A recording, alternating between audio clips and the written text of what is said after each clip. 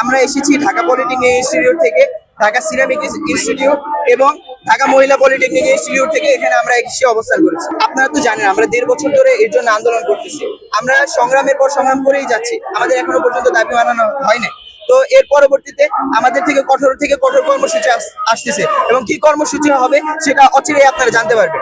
এখানে আমাদের প্রায় 1000-1500-এর উপরে শিক্ষার্থী এখানে এসেছে অবস্থান করতে। আমাদের সংগ্রাম পরিষদ হচ্ছে ছাত্র, শিক্ষক, পেশাজীবী সকলকে নিয়ে হচ্ছে সংগ্রাম পরিষদ, যারা হচ্ছে ডিপ্লোমা সংশ্লিষ্ট তাদেরকে নিয়ে। তো আমরা এখানে প্রতিবাদ জানাতে এসেছি এবং আমাদের কারিগরি ছাত্র একটা ব্যানার আছে, সেই সাথে আছে আমাদের এই সংগ্রাম পরিষদ ব্যানার। তারা যেরকম আমরা মনে করতেছি তারা ভিন্ন কোনো দেশের এজেন্ডা বাস্তবায়ন করে আমাদের দেশকে অস্থিতিশীল করার চেষ্টা করছে বলে।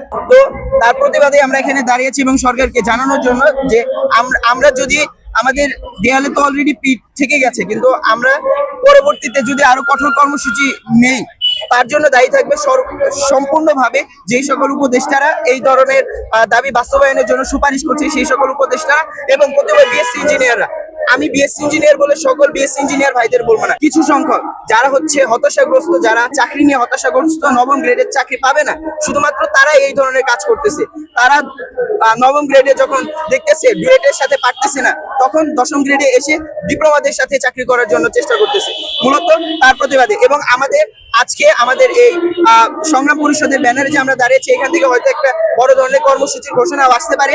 আমরা সরকারের গতকাল আপনারা জানেন আমরা স্মারকলিপি দিয়েছি কারিগরি ছাত্র আন্দোলনের পক্ষ থেকে এবং আমরা তাদের কাছে জানতে চেয়েছি যে তাদের এর জন্য হচ্ছে তাদের মতামত কি বা তারা কি চাচ্ছে, পরবর্তী পদক্ষেপ কি নেবে।